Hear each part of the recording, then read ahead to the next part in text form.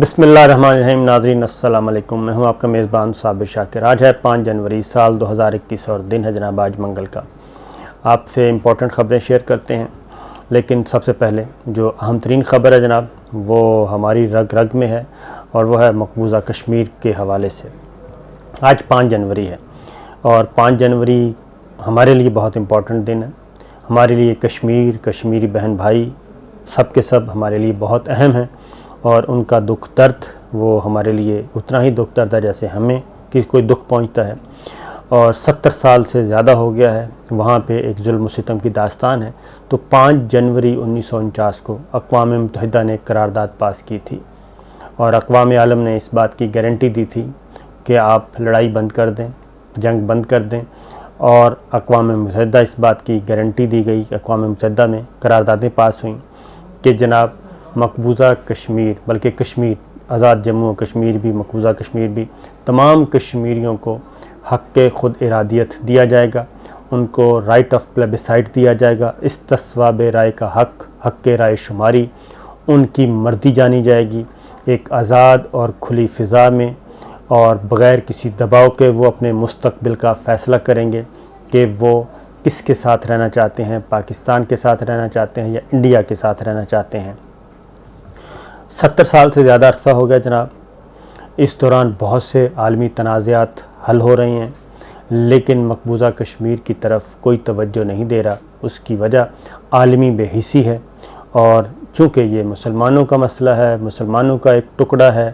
مسلمانوں کی آبادی ہے جو کہ محکوم ہے اور زبردستی قبضہ کیا ہوا ہے انڈیا نے، اور اب نہ صرف زبردستی قبضہ کیا ہوا ہے بلکہ وہاں پہ ایک انتہا پسندی، ایک دہشت گردی، ایک ریاستی دہشت گردی، ریاستی جبر 70 سالوں سے چل رہا ہے۔ اب 5 جنوری 1949 کو جو قرارداد پاس ہوئی یونائٹڈ نیشن میں، اقوام متحدہ میں، وہ یہ تھی کہ اس بنیاد پہ جنگ بند کی گئی تھی، کیونکہ مقبوضہ کشمیر میں فوجیں اتار دی گئی تھیں، انڈیا نے اپنی فوج اتاری، پاکستان نے بھی، اور پاکستان کی طرف سے پاکستانی شہری گئے، قبائل گئے، اور جب دیکھا کہ پلڑا بھاری ہے، انڈین آرمی کو، انڈین فوج کو منہ کی کھانی پڑ رہی ہے، تب ایک وہی ہوتا ہے، سازشی تانے بانے بنے جاتے ہیں، اور پھر اس کو ٹیبل پہ لایا گیا، گارنٹی دی گئی، اور اس وقت یہ گارنٹی مان لی گئی، اور آج تک اس پہ عمل درآمد نہیں ہوا۔ ان 5 جنوری 1949 کو کیا کیا چیزیں مانی گئی تھیں؟ کشمیریوں کا حق خود ارادیت مانا گیا، اور نہ صرف خود ارادیت مانا گیا، 72 سال ہو گئے، بلکہ انڈیا نے جتنا بھی ایکشن وہاں پہ کیا گیا تھا اس کا بین الاقوامی برادری نے اس کو مسترد کیا تھا، اور ہیومن رائٹس آرگنائزیشن نے مسترد کیا تھا، سب کا سب، اور ایک گارنٹی دی تھی، قراردادیں پاس کی تھیں، گارنٹی یہ دی تھی کہ جناب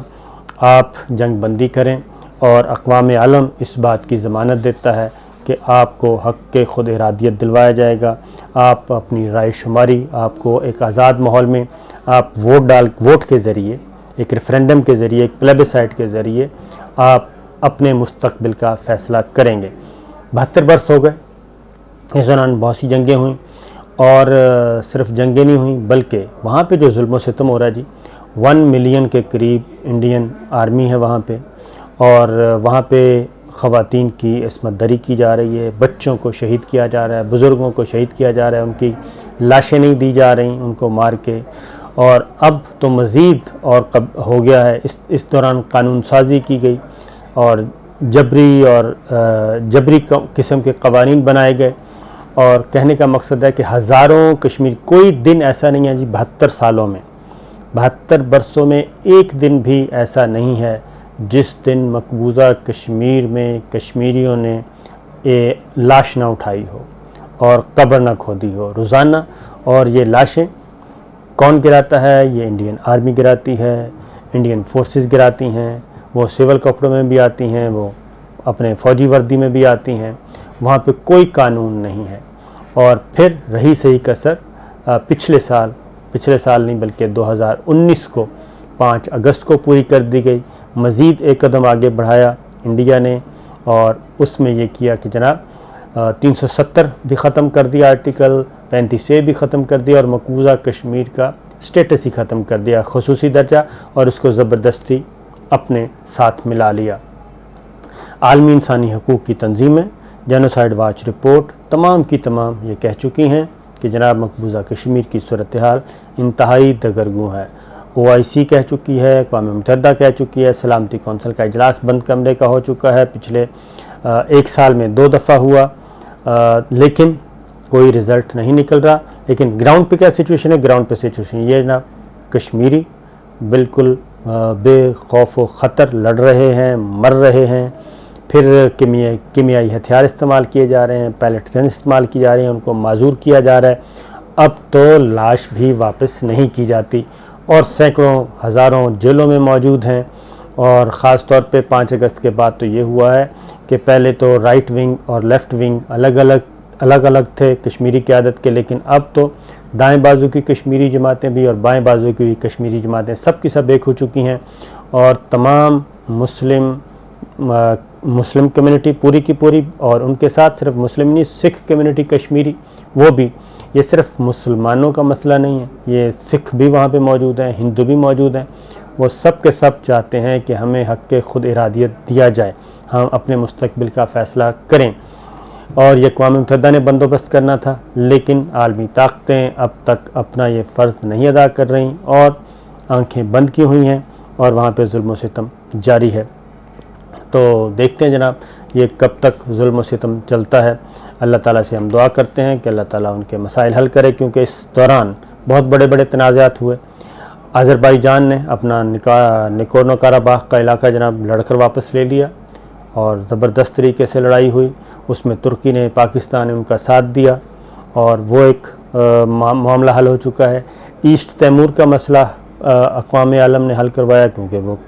عیسائیوں کا معاملہ تھا، مسلمانوں کا نہیں تھا، وہ ہوا۔ اسرائیل کو تسلیم کروایا جا رہا ہے، لیکن کوئی پرسان حال نہیں، تو وہ صرف کشمیر کا نہیں ہے۔ اور چونکہ ریفرینڈم اس لیے نہیں کروایا جا رہا، پلیبیسائٹ اس لیے نہیں کروایا جا رہا، جب بھی کروائیں گے انڈیا کو شکست ہوگی۔ اب ایک نیا پلان ہے کہ وہاں پہ ڈیموگرافی چینج کی جائے، آبادی کا تناسب تبدیل کیا جائے، اس کے لیے اب ایفرٹس کی جا رہی ہیں، لیکن مقبوضہ کشمیر کے جو غیور کشمیری ہیں وہ جناب اس بات پہ قائم ہیں کہ جناب اس طرح کے ظلم و ستم سے 72 سال ہم نے مقابلہ کیا، اگلے 72 سال بھی کریں گے۔ دیکھتے ہیں اللہ تعالیٰ کب ان کی مشکلیں آسان کرتا ہے۔ دوسرا جناب جو اہم خبر ہے وہ آئی ہے سعودی عرب یعنی کہ خلیجی ممالک سے۔ آپ کو معلوم ہے کہ جناب 2017 میں قطر کا معاشی بائیکاٹ کر دیا تھا اور ان کے ساتھ ہر قسم کے تعلقات منقطع کر دیے تھے سعودی عرب نے، UAE نے، بحرین نے، مصر نے۔ یہ ذرا 4 ملکوں کا ایک ہے گلدستہ بنا ہوا ہے، انہوں نے یہ تعلقات ختم کر دیے تھے، اور ہر طرح کی ان کی فضائی سروس، زمینی رابطے منقطع، ہر طرح کی یعنی کہ معاشی، سماجی، سیاسی ہر طرح کا ناطقہ بند کر دیا تھا۔ اور اس پہ الزام لگایا تھا کہ جناب وہ ایک تو ایران کو سپورٹ کر رہا ہے قطر، اور دوسرا شدت پسند تنظیمیں جو ان ملکوں کے خلاف نبرد آزماں ہیں پراکسیز کے ذریعے ان کو سپورٹ کر رہا ہے، پھر الجزیرہ ٹی وی پہ منفی پروپیگنڈا کر رہا ہے، یہ الزامات عائد کیے تھے۔ اور یہ چاروں ممالک یہ بتا دوں کہ چاروں امریکہ کے اتحادی، لیکن بہرحال ایک تنازع ہوا اور بائیکاٹ کر دیا۔ اس دوران پاکستان اور قطر بہت قریب آ گئے، کیونکہ قطر کو جب تمام فیسلٹیز بند کر دی گئیں، ان کو کھانے پینے کی اشیاء، ترسیل، ہر چیز بند کر دی گئی ان پڑوسی ملکوں نے، تو اس صورت میں پھر پاکستان نے غذائی ضروریات ہیں، یہ میں آپ کو خبر دے رہا ہوں کہ غذائی ضروریات جتنی بھی تھیں وہ ساری کی ساری فوڈ سیکورٹی پاکستان کی طرف سے پرووائڈ ہوئی۔ اس میں اجناس شامل ہیں، اس میں میٹ شامل ہے، اس میں گوشت ہے، اس میں پولٹری ہے، اس میں ڈیریز ہیں، سبزیاں ہیں، فروٹ ہیں، ہر طرح کی غذائی ضروریات وہ مکمل طور پہ پاکستان نے قطر کو فراہم کی، اور اس دوران قطر اور پاکستان ایک دوسرے کے قریب آئے۔ پھر متعدد بار کوششیں کی گئیں، لیکن جناب کوئی کوشش کامیاب نہیں ہو سکی۔ لیکن اس وقت میں جب قطر کے ڈپلومیٹ سے بات کرتا تھا تو وہ بڑے کانفیڈنٹ تھے، 2017 میں، 18 میں، 19 میں وہ بڑے کانفیڈنٹ تھے کہ جناب ہمیں اس طرح کی گیدڑ بھبکیوں سے یا اس طرح کے بائیکاٹ سے کوئی فرق نہیں پڑے گا، یہ پولیٹیکل ایجنڈا ہے، باقی الزامات صحیح نہیں ہیں، بے بنیاد ہیں، اور ایک دن آئے گا کہ یہ خود ہی ہمارے ساتھ اپنے تعلقات کو نارمل کر لیں گے، ہمیں اتنی ضرورت نہیں ہے۔ اب قطر جو ہے اس کے ترکی کے ساتھ بہت اچھے تعلقات ہیں، صرف ترکی کے ساتھ اچھے تعلقات نہیں ہیں بلکہ دفاعی تعلقات ہیں، فوجی تعلقات ہیں، ایران کے ساتھ اس کے بہت اچھے تعلقات ہیں، اور ترکی کے ساتھ تو ڈیفنس کوآپریشن بھی ہے، اور وہاں پہ فوجی اڈہ بھی ہے، اور پھر قطر میں سب سے بڑا جو بیس ہے، امریکن بیس، ایئر بیس، وہ قطر میں ہے، اور وہاں سے بڑے بڑے آپریشن وہاں سے کر رہے ہیں۔ اور اس وقت بھی کیونکہ لیکن پریزیڈنٹ ٹرمپ اور ایم بی ایس آپس میں بہت کلوز ریلیشنز تھے، اس لیے پریزیڈنٹ ٹرمپ نے بھی اس وقت اپنا وزن جو ہے وہ ایم بی ایس کے کھاتے میں ڈالے رکھا، لیکن پینٹاگون، امریکن پینٹاگون جو ہے وہ مسلسل قطر کے ساتھ رابطے میں رہے اور ان کا کوآپریشن جاری رہا۔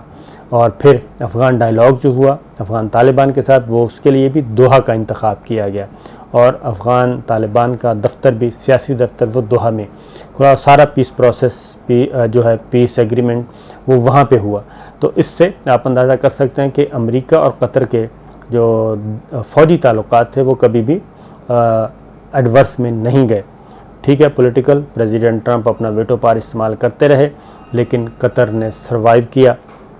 اور اب چونکہ 20 جنوری کو پریزیڈنٹ ٹرمپ کا جو سورج ہے وہ غروب ہو رہا ہے اقتدار کا، اور اس نے جانا ہے، اور جو بائیڈن آ رہے ہیں، اور جو بائیڈن جو ہیں وہ ان کی پالیسی ذرا ڈیموکریٹس کی بالکل ڈیفرنٹ ہے پریزیڈنٹ ٹرمپ کے نتیجے میں، وہ ذاتی تعلقات اور ون ونڈو شاپنگ پہ یقین نہیں رکھتے، ان کے تعلقات ہوں گے ادارہ جاتی اور ریاستی سطح پہ، ملکی سطح پہ۔ تو اس دوران جانے سے پہلے کیونکہ یہ اس بات کا امکان موجود تھا کہ اگر جو بائیڈن آ جاتے ہیں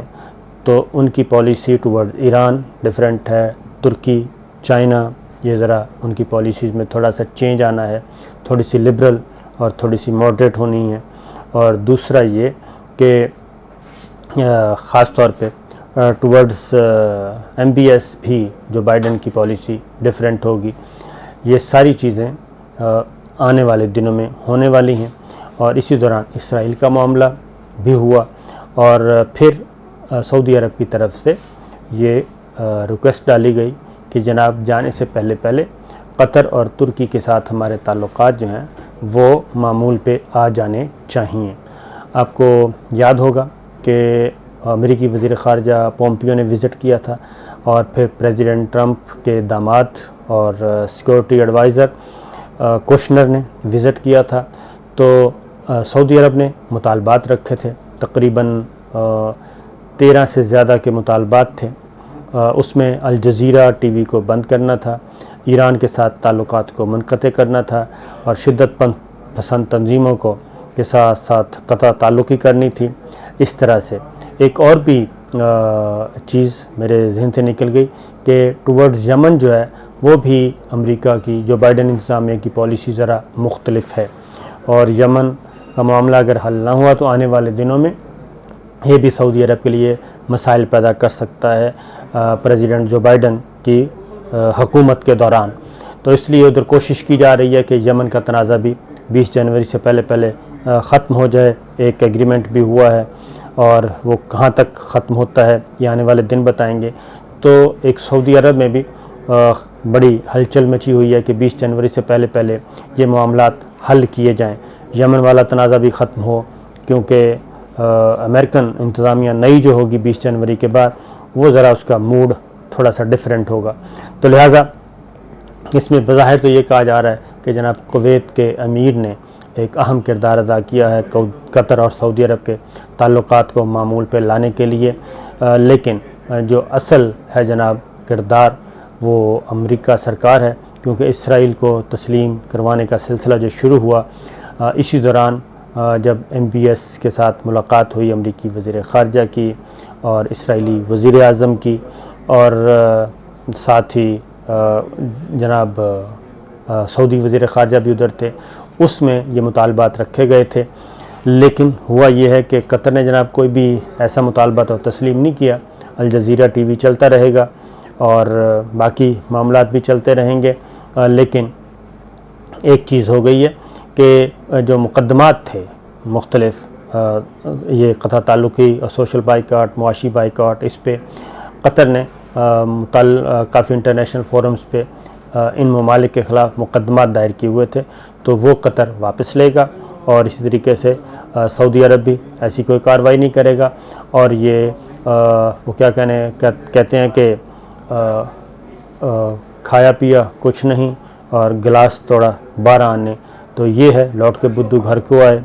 صبح کا بھولا شام کو گھر آ جائے تو اس کو بھولا ہوا نہیں کہتے، اس طرح کی صورتحال ہے۔ لیکن اب یہ ہے جناب، ان کے درمیان تعلقات معمول پہ آ چکے ہیں، لڑائی جھگڑا ختم ہو چکا ہے، تو اس طریقے سے جناب 3.5 سال تعلقات منقطع ہونے کے بعد یہ تعلقات بحال ہو گئے ہیں، اور قطر کے امیر سعودی عرب پہنچ چکے ہیں، اور وہاں پہ خلیج تعاون کونسل کا اجلاس چل رہا ہے۔ تو صورتحال یہ ہے کہ ہمیں تو خوشی ہے جناب، 2 برادر اسلامی ملک جو ہیں وہ آپس میں مل رہے ہیں، اور اب بحرین، UAE اور مصر کے بارے میں بھی امریکی حکام نے اس توقع کا اظہار کیا ہے جناب کہ وہ بھی انشاءاللہ بہت جلد اس صلح نامے میں شامل ہو جائیں گے۔ اجازت دیجیے، اللہ حافظ۔